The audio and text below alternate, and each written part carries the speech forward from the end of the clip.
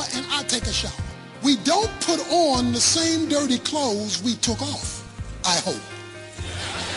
Dr. Tony Evans says believers need a change of mind, even more than we need a change of clothes. It's just we got to set the mind so that you begin to experience over time the freedom that God declares is yours. This is The Alternative with Dr. Tony Evans, author, speaker, senior pastor of Oak Cliff Bible Fellowship in Dallas, Texas, and president of the Urban Alternative. We usually feel pretty confident telling our kids, my house, my rules. But how do we feel when God says that to us? Let's join Dr. Evans as he offers advice on living like the people God created us to be. When you and I accepted Jesus Christ, the Bible says we became new creatures in Christ, another kind of creation. Yet at the very same time, we often are not living up to the newness and unfortunately find ourselves many times living opposite to the uniqueness. Paul, in writing the Colossian church, addresses this reality. He says in chapter 3, verse 1 of Colossians, therefore, if you have been raised up with Christ, keep seeking the things above where Christ is, seated at the right hand of God. Set your mind on things above, not on things that are on earth. For you have died and your life is hidden with Christ in God. When Christ, who is our life, is revealed, then you also will be revealed with him in glory. The Bible declares that when you and I accepted Christ, we got the mind of Christ. But we often plug old CDs into a new mind. So we are playing old programming that works against the transformation that God is after in the life. He says that when you became a Christian, you became identified with Jesus Christ. He says that you are raised up with him. You're seated with him. You've died with him. And your life is hidden in him. That Jesus Christ, his resurrection, is to produce the new point of reference for your life and my life. And if we lose sight of that new point of reference, we may function in terms of our old life, not in terms of our new life. He says in the second verse, the key phrase, set your mind. You see that? Set your mind on things above. Many of you got up this morning because you yesterday set your clock. And the mind is to be set on a specific thing, on things above. So you are to intentionally think heavenly above. You are to think with a heavenly perspective. But he does not mean you are disassociated with earth. The whole point is to think while on earth with heaven's viewpoint in mind and to do so on purpose. Until you learn to do it naturally, you have to set it purposefully. When you learn to, on purpose, set your mind on heaven while living on earth until your system learns to do it automatically, then the transformation will begin to occur because your mind will automatically know to engage heaven in order to have a proper movement in history. So if you want heaven's information, you must be tied to heaven's location. And when you're tied to heaven's location, that feeds information into the mind, which is the spiritual aspect of the brain. So that raises a question now. Then what must I do? How do I get this thing working so that I begin to change what I do because I change what I think because I now know who I am? He tells you in verse 5, therefore, in light of the principles that have just been taught, consider the members of your earthly body as dead. Wow. Consider the members of your earthly bodies as dead. Let's help you with the word consider. Let me give you a synonym. Fantasize. Fantasize the members of your body, the whole physical part of you, as dead. Fantasize. View it this way. Look at it this way. When you look in the mirror, take a peek at a dead man walking. Consider, think this way, that your physical being, although we know it's alive, but fantasize at it as though it were dead, even though we know you still move, talk, walk, hear. But he says, don't look at it that way. Look at it differently. Look at the physical, your earthly body, being dead when it comes to those areas that are outside of the will of God. He names a bunch of them: immorality, impurity, passions, evil desires, greed, which is idolatry, in which you used to walk. That's how you used to live. He includes a bunch of other things in verse 8: wrath, malice, slander, abusive speech. So he's talking about consider your body as dead when it comes to those things outside of the will of God. So you get up in the morning and you look in the mirror and you know you got a dirty mouth. You know you cuss like a sailor and will cuss a person out in a moment. You know that is not the will of God. You know that. When you get up in the morning and look at the mirror, he says, fantasize that your dirty tongue is dead. Fantasize that you're dead to pornography. Fantasize that you're dead to wrath as a way of life. Fantasize, just you say, but that's not true, but just dream about it for a moment. A lot of things aren't true that you dream about. That don't stop you from dreaming, does it? You ever see kids on a basketball court? Kids on the basketball court, they dribbling the ball, they dribbling the ball, they dribbling the ball, dribbling the ball, dribbling the ball. Then they go up shooting and say, LeBron! That's called dreaming. You ain't LeBron, don't look like LeBron, can't do what LeBron does, but for that second, LeBron. And Lord, don't let it go in, because then they're going to swear they LeBron. But what they're doing when they go up is fantasizing. They are considering themselves to be LeBron, even though they're not LeBron, because what they have done is transported themselves mentally into another dimension, into another reality. If you see a college football players, you hear them say it all the time: I'm going to the league, I'm going to the league, I'm going to the league, I'm going to the NFL. For most of them, that's fantasy. Most of them aren't going to the league, but guess what? The fact that they keep that on their brain changes their workout. The fact that they keep that on their brain changes their diet. The fact that they keep that on their brain changes their commitment to work. Why?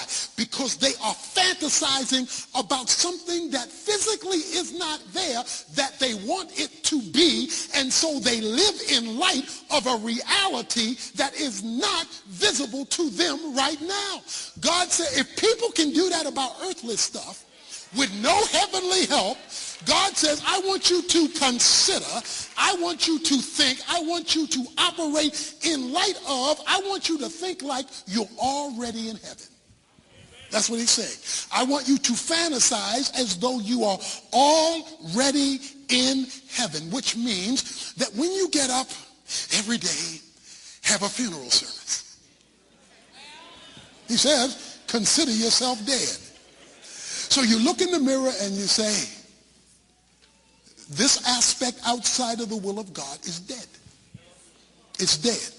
Now, it doesn't feel dead. It doesn't look like it's dead. It's dead. And have a memorial service. Just look at it for a while. If you have to, create a gravestone. you're dead. He says, I want you to think this way because now you're thinking from heaven's point of view, not earth's point of view, because that's what God says happened when you came to Christ. You might want to take the thing that's killing your life and write its obituary. So once he gets your mind to do this, once you say, okay, I'm going to operate each day and I'm going to bring those things that are outside of the will of God and I'm going to declare it to be dead, even though it still is trying to jump up and do its own thing in me. I'm going to declare it to be dead. You know, one of the reasons we, like in our school, we bring people around who have accomplished certain things in life to give the children a vision for something they may not have seen before. To know that you can become this or this or this or that. It can be all levels, but you can become this. You know what we're trying to do? Expand their minds. Even though they're a kid, if we can give them a dream. One of the great tragedies of slavery is that when the Emancipation Proclamation was signed, many slaves would not leave the plantation because they had been living there too long. That was their security. That was their food. That was their clothes. They'd just been there so long that it was too much trouble to be free. Too much trouble, too risky, too far north. And so it was just too much trouble. So they would prefer many times the security of slavery rather than the opportunity of freedom because they had been in it all their lives. Some of us have been held hostage to stuff because it's been there all of our lives. My mama had it. My daddy had it. My daddy was an abuser. My mama was a drunk. My mama cussed and fussed. My daddy cussed and fussed. I'm just doing what I always have seen, and I've been doing that. And you get ready to transfer it to your children because it's just been there so long. So that's called a plantation mentality. And Satan wants to keep you with a plantation mentality that I'll never get better. I'll never overcome this. I'll never get victory over this. I'll always be defeated by this. And the worst statement of all, this is just who I am. No, that's not who you are. If you've become a Christian, you have died in Christ. And you have been set free even if you don't feel free.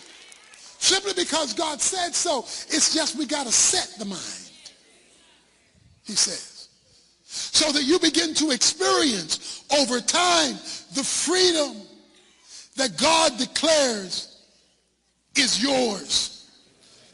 Dr. Evans will come back in just a moment with some thoughts about how we can start experiencing that freedom and putting it to use. First, though, a quick reminder that we're offering Tony's current series, The Eternal Perspective, as our gift. This 10-part collection focuses on how to avoid letting what's in front of us take our attention away from what's ahead of us. You'll discover the benefits and blessings of not waiting till you die to start living the forever life Jesus gave you. Just visit tonyevans.org, make a contribution of any size, large or small, and we'll say thanks by sending you a copy of The Eternal Perspective. But don't wait, this special offer runs out in just a few more days. Again, that's tonyevans.org. Or call 1-800-800-3222, where members of our resource team are on duty 24 hours a day to help you. That's 1-800-800-3222. Well, right now, Dr. Evans is back with more of today's lesson. Let's join him. He says in verse 8, put aside all these things, wrath, malice, slander, abusive speech. Because what that means is that the world is crouching in on you. The world is imposing itself on you. The world is doing its thing against you. He says, put aside the abusive speech. So he tells you to put aside, but then he gives you the other half of that. He says, verse 10, put on the new self. Put on the new self. Put off, put on. This is a reference to changing clothes.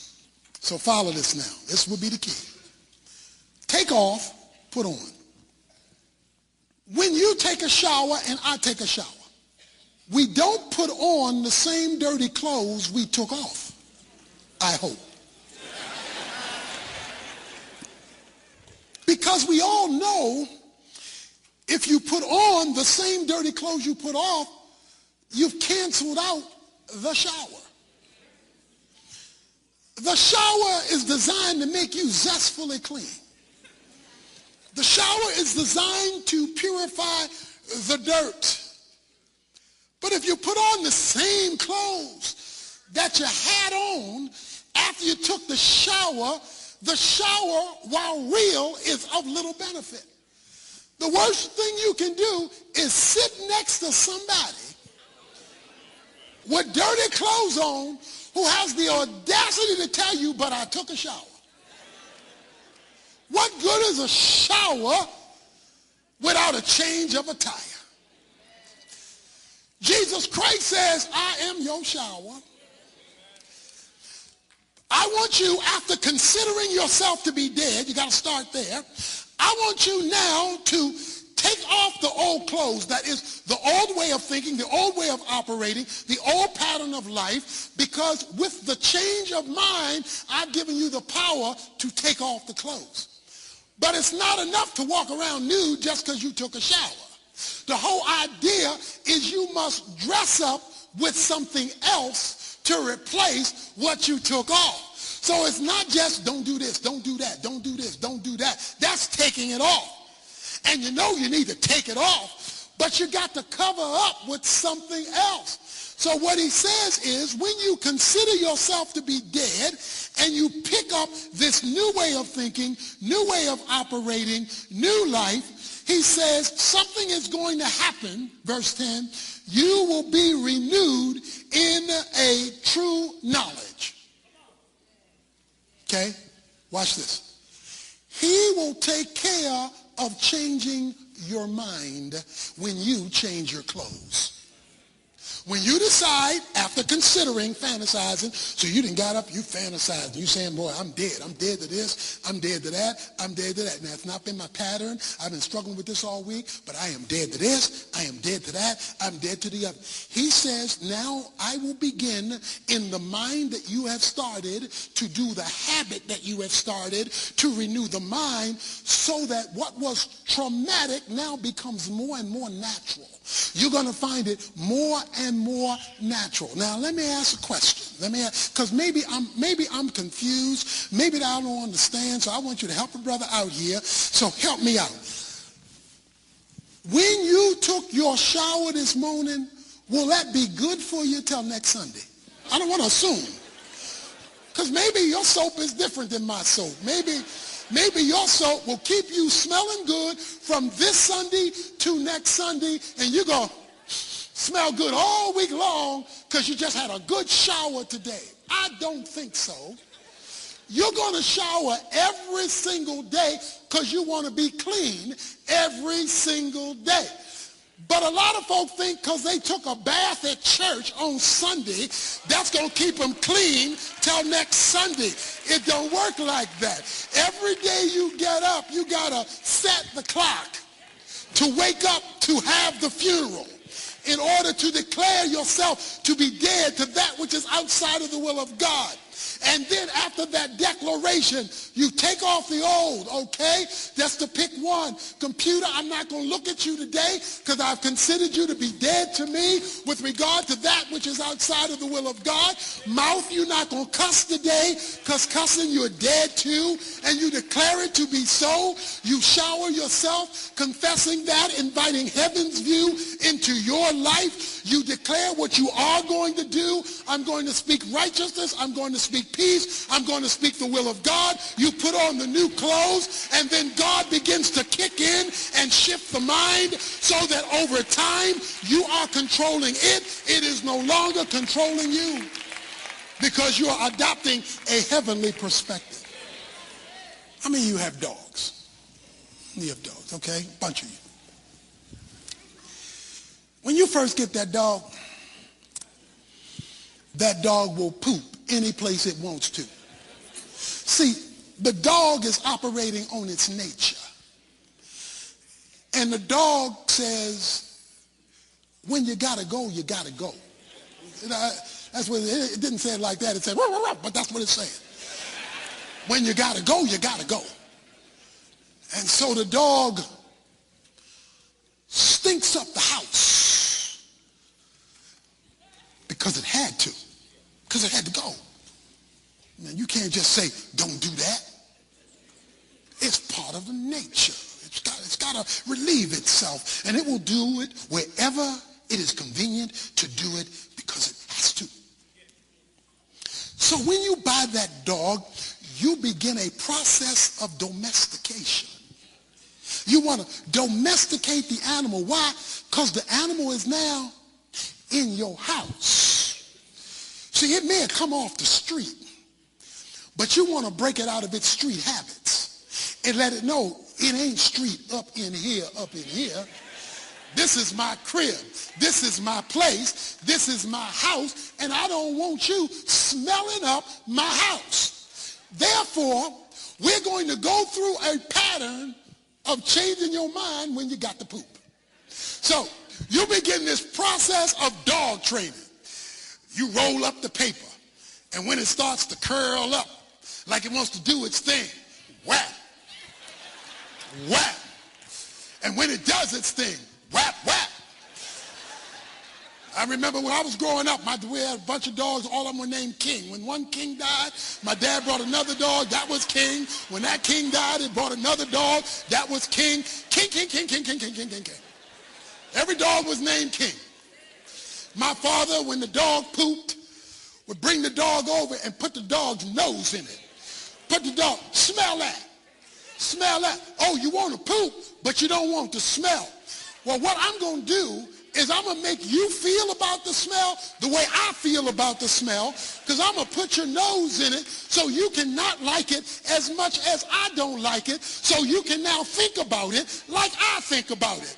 And what I think about it is I don't like it, don't want it, and I want you to feel the same way. So he'd stick the dog's nose in it. He would hit it with the newspaper. After a period of time, there was a renewing of the mind. After a period of time, there was a shift in the thinking. So instead of it curling up and doing its business, it now went,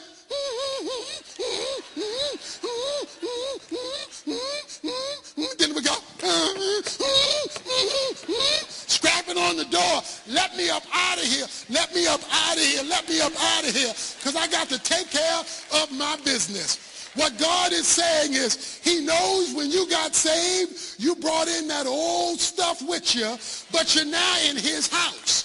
It's called heavenly places, and he doesn't want that smell up in his house. And so what he does is he makes life miserable, inconvenient, until you feel about it like he feels about it, until he can get you to go,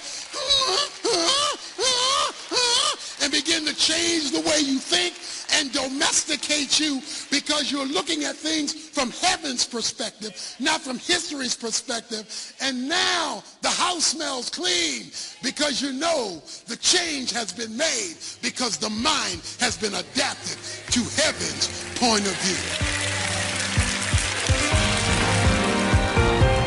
Dr. Tony Evans, wrapping up a message from his current series, The Eternal Perspective. As I mentioned earlier, you'll get all 10 full-length lessons in this collection as our gift, in appreciation for your contribution of any amount to help us keep Tony's teaching on this station. Don't forget, this limited-time offer is about to run out, so contact us right away. Get details online at tonyevans.org or call our 24-hour resource request line, 1-800-800-3222. That's 1-800-800-3222. Not everyone who says they hear from God actually does. But tomorrow, Dr. Evans will explain how the Lord really communicates with his people and how we can be tuned in when he does. I hope you'll be with us. The Alternative with Dr. Tony Evans is brought to you by the Urban Alternative and is made possible by the generous contributions of listeners like you.